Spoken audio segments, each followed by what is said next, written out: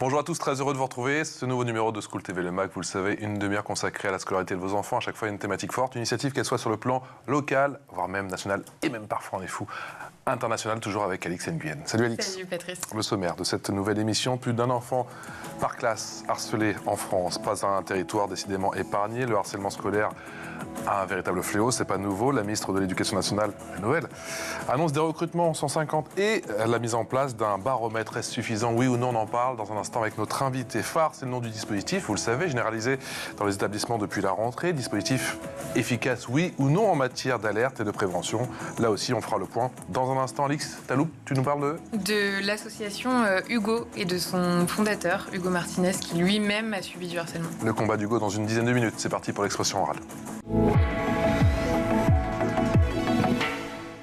L'expression orale avec Antoine Métayer. Bonjour Antoine. Bonjour. Merci d'avoir accepté notre invitation. Merci. Comment allez-vous? Bon, ça va plutôt très bien, malgré toutes les annonces qu'on voit.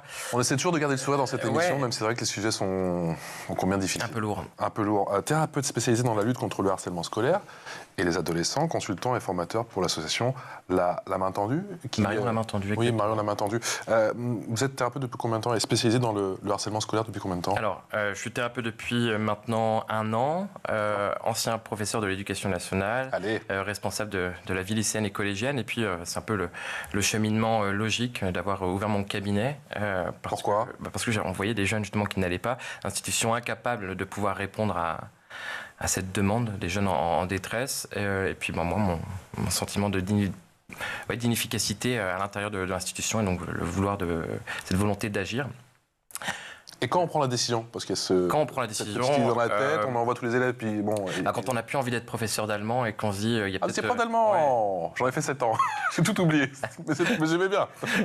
Ouais, mais alors du coup, tout simplement avoir ce déclic aussi de se dire que on peut être aussi utile ailleurs que au sein d'une classe, voilà, on peut aussi aller vers la thérapie pour pouvoir aider ces jeunes victimes de harcèlement scolaire, quand soi-même on a été victime de harcèlement scolaire à l'époque. D'accord. Voilà. Donc, je pense que c'est aussi une suite logique et qui répond aussi à mon parcours de vie. Donc, voilà. Nicole Belloubet, nouvelle ministre de l'Éducation nationale. Nouvelle ministre, on attend forcément des nouvelles annonces. Bon, il n'y a pas eu des annonces fracassantes, mais il y a plutôt des confirmations. C'est la suite logique de ce qu'avait entrepris Gabriel Attal. Il y a un chiffre quand même, un enfant harcelé par classe. Nous, on a fait plusieurs émissions sur le harcèlement scolaire depuis 3 ans maintenant qu'elle existe School TV.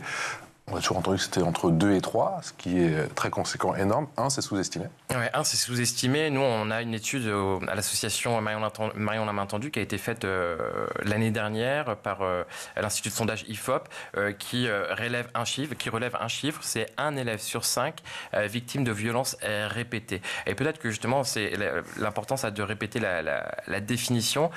Le harcèlement scolaire, ce sont des violences répétées qui peuvent être physiques, verbales ou psychologiques, qui sont répétées dans le temps.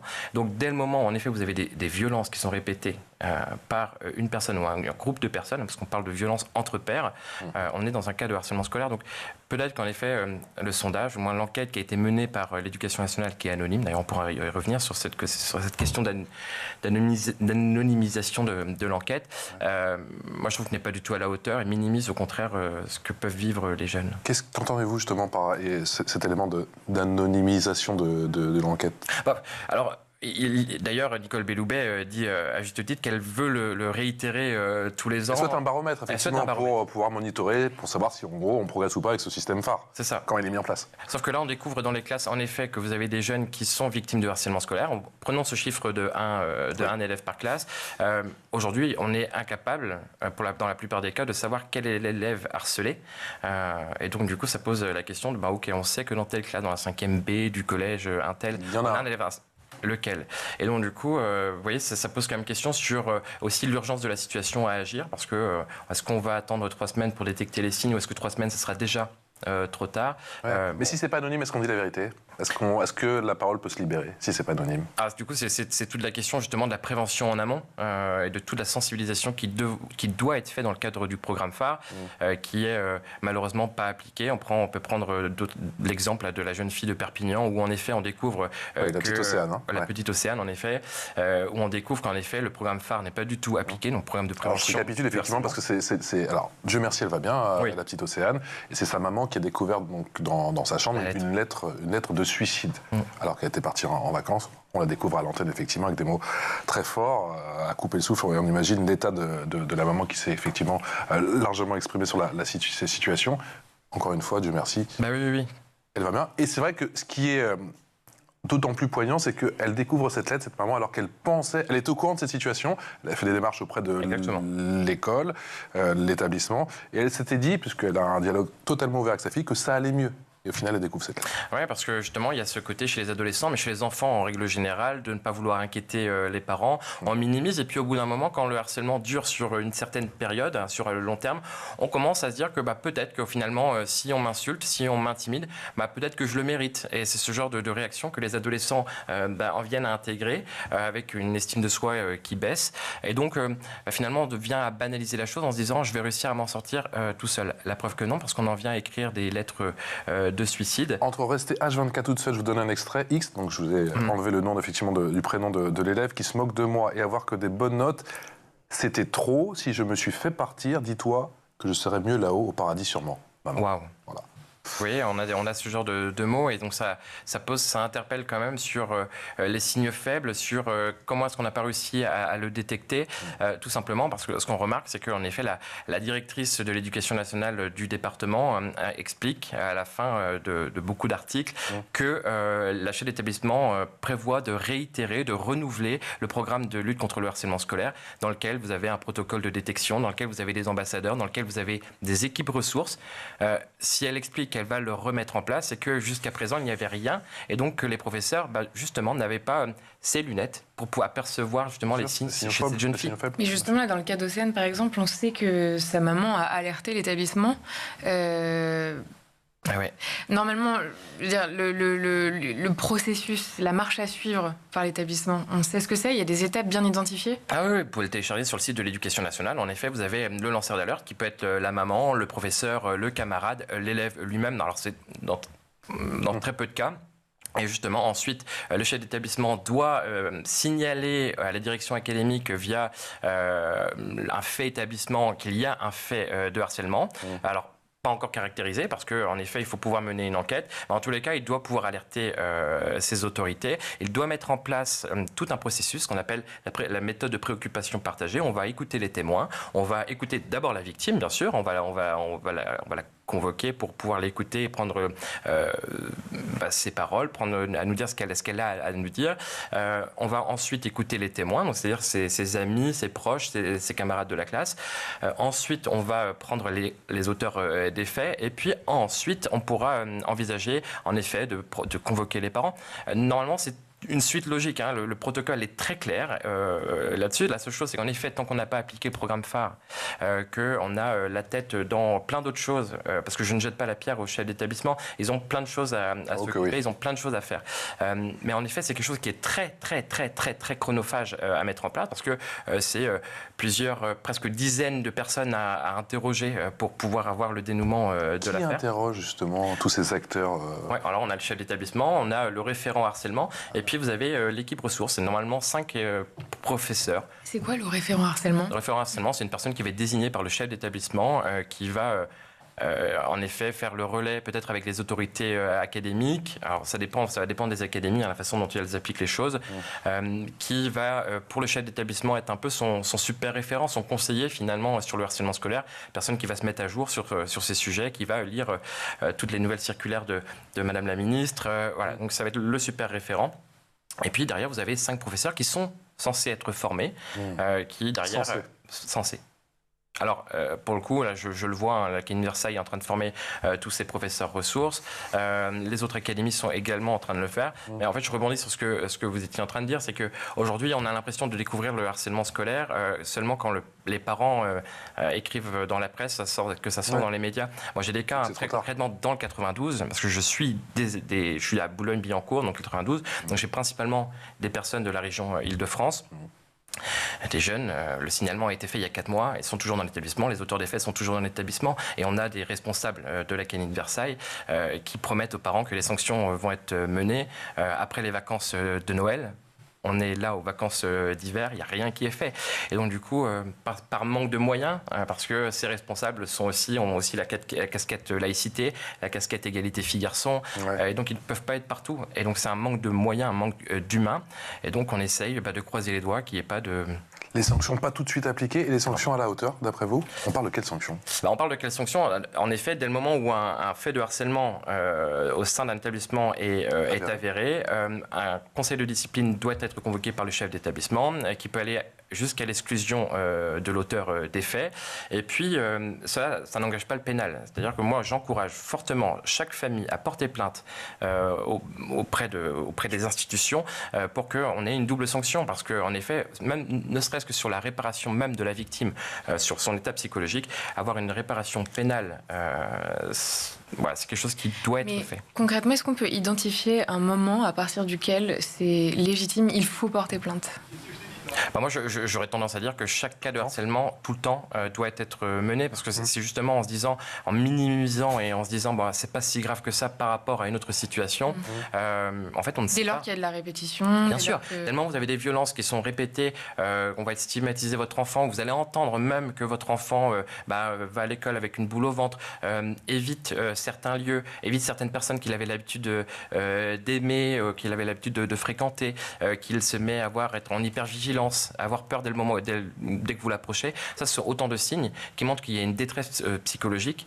Et si vous n'agissez pas et que vous minimisez les choses en se disant c'est pas grave, c'est l'adolescence, parce qu'en effet, l'adolescence, on traverse ce genre de moments, vous ne savez pas ce qui peut en advenir de votre ado, et c'est le futur adulte que vous avez face à vous. Et on risque quoi au pénal? Alors, si la victime a moins de 15 ans, 3 ans d'emprisonnement, 45 000 € d'amende. Donc, après, là, on n'a pas les premières retombées, parce que ce sont de nouvelles annonces, parce qu'en effet, les chiffres ont été presque triplés. On n'a pas aujourd'hui de retour sur, en effet, l'application de ces peines. En tous les cas, ça pose aussi des actes, d'avoir été au commissariat, d'avoir été entendu par les gendarmes ou par la police, parce que forcément, ces auteurs de faits vont être... Mais c'est un acte fort, parce que j'imagine qu'on reçoit quand même beaucoup de pression au sein de l'établissement. On est déjà soi-même harcelé, on perd de confiance, et on se dit qu'en allant porter plainte, forcément la situation va encore un peu plus se désagréger. La peur des représailles. La peur des représailles. Et puis de la part à la fois du harcelé, mais aussi des témoins, parce que vous avez vos amis, et on a 3 types de témoins. On a le témoin passif qui a lui-même vit des violences et qui a peur de ce harceleur, de ce leader négatif. On a ce passif actif qui va à la fois rire des rumeurs, mais que vous allez retrouver chez vous le week-end en tant que meilleur ami. Et puis vous allez, donc ça c'est un peu très perfide. difficile aussi, il y a 2 problématiques. C'est très difficile pour un enfant / adolescent de s'émanciper du regard, de trouver la force de dépasser le regard des autres quand on sait combien c'est important quand on est jeune. Et il y a aussi la difficulté pour les parents d'identifier, parce que l'enfant va pas forcément relater sa journée à ses parents, il peut aussi lui cacher le fait que il est harcelé, ou même qu'il y a des endroits qu'il évite. Exactement. Et puis, ce qu'il faut savoir, c'est qu'une personne harcelée peut être dans d'autres cas aussi lui-même harceleur. C'est-à-dire qu'on a cette question de domination. On est intimidé par une personne, mais l'être humain, de fait, n'aime pas être rabaissé, n'aime pas être intimidé. Et donc, du coup, va trouver peut-être aussi, lui, son souffre-douleur de son côté. Donc, très souvent, ce qu'on a dans les établissements, et moi, je l'entends, c'est telle personne qui dénonce un fait de harcèlement. Oui, mais il est perturbateur. Oui, mais lui aussi fait des violences, commet des violences envers une autre personne. Oui, parce que cette personne est dans un cas de mal-être. Et donc, du coup, pour ne pas rester dans cette situation de harceler, va lui-même se mettre à harceler des personnes. Donc, c'est pour ça que c'est assez compliqué à détecter. Mais d'où l'importance de ce protocole qui, s'il est bien appliqué, on arrive à démêler les fils et à savoir ce qu'il en est. Le schéma classique, en tout cas, il y a encore jusqu'à ce qu'il y a quelques mois, c'était que le harcelé, la victime, quittait l'établissement. Et on a dit qu'il fallait que ça change, que ce soit autour du harceleur de quitter l'établissement. Qu'en est-il aujourd'hui? Est-ce qu'on sait? Aujourd'hui, on a des autorités académiques qui conseillent encore, parce qu'elles n'arrivent pas à suivre la procédure rapidement, conseillent encore aux élèves soit de se scolariser à domicile, ça c'est du vécu très récemment dans le 92, dans les Hauts-de-Seine, ou de changer d'établissement, qu'on trouve des solutions pour éviter l'élève de se retrouver encore dans sa situation de classe avec ce harceleur et ses peut-être harceleurs. Donc on a encore ça. Après c'est quelque chose qui est nouveau avec les annonces de Gabriel Attal à l'été dernier. Il faut le temps que ça aussi les choses se mettent en place. Oui. Mais en tous les cas, il y a aussi que le chef d'établissement pourrait prendre de manière assez rapide cette mesure conservatoire d'éviter de sortir l'élève auteur pendant 2-3 semaines de l'établissement, le temps que la procédure disciplinaire se mette en place. Ça, malheureusement, c'est très rarement fait. Antoine Métayer, j'ai un chiffre pour vous, 150. 150 personnes recrutées, nous dit la nouvelle ministre de l'Éducation, Nicole Belloubet. Alors, il y a eu pas mal de railleries, effectivement, de critiques. Elle a précisé chez nos confrères de France Inter que c'était 150 personnes supplémentaires pour s'occuper de ces situations de harcèlement scolaire. Mais est-ce que c'est une goutte d'eau au vu de l'immensité de la tâche? C'est déjà ça. C'est déjà ça. 150 personnes formées, bien sûr. Bien sûr, c'est pas du tout suffisant. Moi, mon rêve un peu utopique, c'est qu'on aurait une personne dans chaque établissement qui s'occuperait de ce genre de thématique. Finalement, qu'on aurait presque un psychologue de l'éducation nationale dans chaque établissement. Et on a déjà beaucoup de travail. Ils ont déjà beaucoup de travail parce qu'on leur demande de faire de l'orientation, on leur demande de traiter aussi les autres problèmes psychologiques qui ne sont pas de harcèlement. Et puis ils sont là 2 jours par semaine, 1 jour par semaine. Donc oui, alors pour répondre à votre question... C'est une goutte d'eau, mais on prend. Ouais, c'est une goutte d'eau, mais on prend. Ça permet peut-être de soulager certaines personnes qui ont de multiples casquettes au niveau des... Je dis ça, je ne sais pas quand ils vont arriver, parce qu'il faut les former, il faut les recruter. Est-ce qu'on sait comment le harcèlement évolue avec l'âge, le phénomène du harcèlement? Est-ce qu'on a identifié des tranches d'âge où le phénomène est plus important? Non, en fait, il va être très important justement à l'école primaire. Ce qu'on remarque, c'est ce qu'on a l'impression de découvrir à l'Éducation nationale, que c'est quelque chose à l'école primaire, c'est quelque chose de très important. L'association Marion l'a main tendue, elle forme des ambassadeurs non harcèlement en école primaire depuis des années parce qu'elle a remarqué qu'en effet, ça commence déjà à l'école primaire parce qu'on est en train sur la construction de l'enfant. Et puis les choses vont évoluer très rapidement parce qu'on n'a pas encore parlé de cyberharcèlement, mais dès le moment où un jeune arrive sur les réseaux sociaux, le harcèlement, s'il a commencé à l'école, ne s'arrête jamais. Tout simplement, vous quittez l'école à 17h, ça se poursuit sur les réseaux sociaux, même si le téléphone est interdit au sein de l'établissement, on le récupère, on sort le téléphone et le harcèlement continue. Donc il a des effets encore plus nocifs à l'adolescence parce que le parent a aussi moins de contrôle sur l'adolescence, voit aussi moins les choses parce que l'adolescent rentre dans sa bulle. Donc pas vous dire qu'il y a de tranches d'âge, je pense qu'il y a peut-être des études qui pourraient le prouver. Moi, ce que je vois en tous les cas au cabinet, dans mon cabinet, c'est que peu importe l'âge, moi j'ai des jeunes de 11 ans qui vont réellement pas bien, et pourtant ils ne sont pas sur les réseaux sociaux, donc vous voyez, ça contredit ce que je viens de vous dire, et j'en ai d'autres, pareil, à 17 ans, on a les mêmes symptômes, donc je pense que chaque situation est différente. La seule chose qui peut évoluer, qui peut bouger d'un territoire à un autre, c'est les formes de violence. C'est pas se dire que parce que j'habite dans le 16e arrondissement à Paris qu'il n'y a pas de harcèlement scolaire, bien au contraire. Par contre, ces violences, elles seront plutôt psychologiques et verbales. Par contre, je vais aller dans des milieux en banlieue, la violence, ça va plutôt être physique. Ça va être des violences physiques. On va répéter finalement des schémas qu'on a pu voir soit dans les quartiers, soit dans la famille. Et donc, on va les répéter. Donc, c'est juste des formes de violence qui vont être différentes de l'endroit où vous vous trouvez. Vous parliez du cyberharcèlement, on y va justement, et c'est vrai que c'est un véritable casse-tête. La question a été posée à Nicole Belloubet, faut-il bannir, pourquoi pas, effectivement, certains élèves des réseaux sociaux, et quelle est l'importance des écrans, faut-il les interdire, oui ou non? Élément de réponse avec la ministre.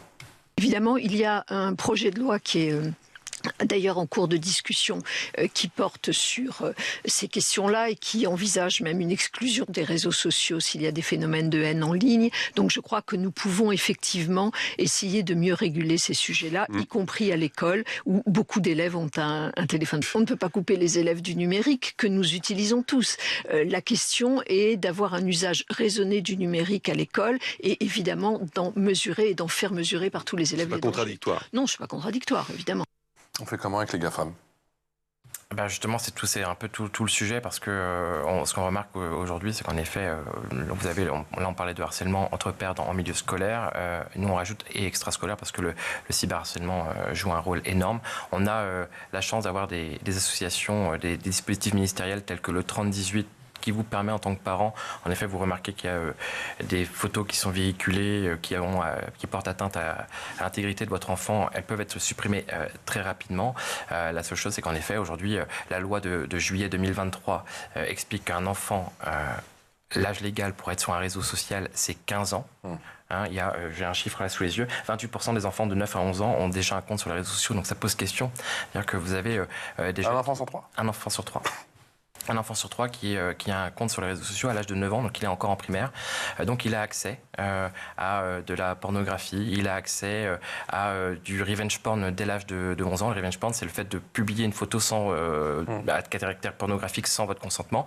Et donc là, il suffit juste en effet qu'une photo soit véhiculée pour mettre à mal un enfant. Attention, sur le cyberharcèlement, il y a juste une notion en plus, c'est que ça n'a pas besoin de durer dans le temps pour être considéré comme du harcèlement scolaire. L'impact des réseaux sociaux, le fait juste d'envoyer, de liker, en 2 heures, on peut être sur du harcèlement, sur du cyberharcèlement, parce que la photo est envoyée partout dans le monde.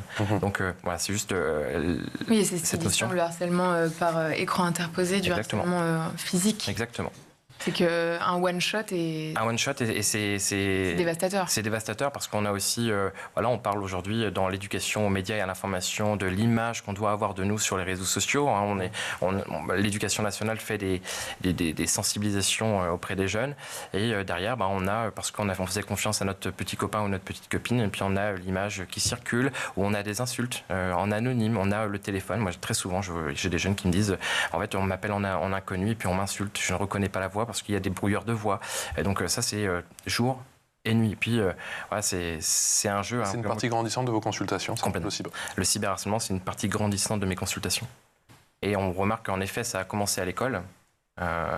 Et que ça se poursuit en dehors sur les réseaux sociaux, que c'est pas forcément des élèves de l'établissement, c'est des élèves peut-être aussi extérieurs à l'établissement. Alors ce qui est nouveau aussi, ce que disait Gabriel Attal, aujourd'hui un élève d'un autre établissement peut être puni pour des faits de harcèlement, de cyberharcèlement sur un élève d'un autre établissement. Donc ça c'est la nouveauté.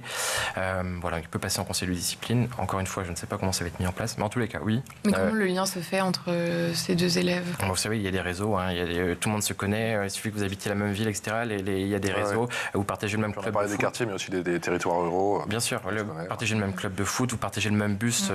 Voilà, et je prends, moi, par exemple, cet exemple du bus scolaire en milieu rural, où vous avez seulement un chauffeur de bus, et puis il y a un mélange de plusieurs écoles dans le même bus qui va vous amener chez vous.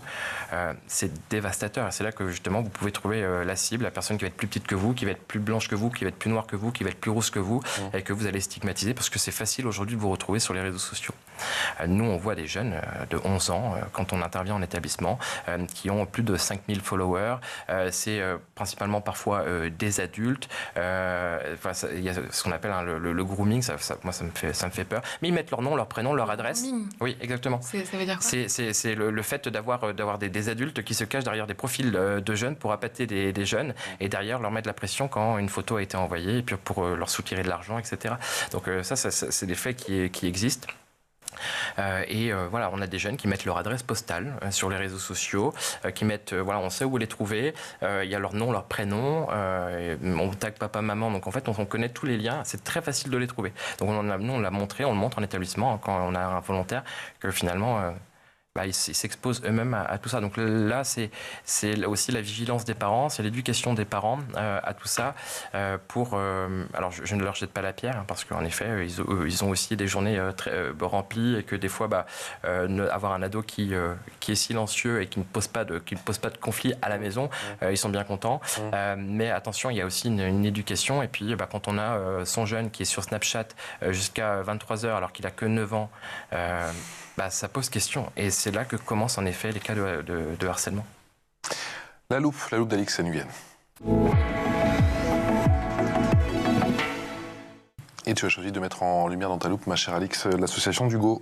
Oui, et ce combat, c'est celui d'Hugo Martinez, un jeune Lyonnais de 22 ans. Il a créé l'association en janvier 2018 dans le but de combattre le fléau du harcèlement scolaire, une épreuve qu'il a personnellement endurée pendant 12 longues années. Aujourd'hui, il se bat avec détermination pour les victimes. Il a d'ailleurs réagi aux derniers chiffres annoncés par le gouvernement qu'on évoquait donc tout à l'heure, estimant lui aussi que Ces données estiment que plus d'un élève par classe en moyenne est victime de harcèlement scolaire. Selon lui, ces chiffres, comme vous, sous-estiment la réalité. Il constate pour sa part une augmentation alarmante du phénomène et déplore en même temps le manque d'implication de toutes les parties concernées. Quant aux actions concrètes de l'association, leur objectif principal est d'aider les enfants à s'épanouir à travers leur passion et leurs relations familiales.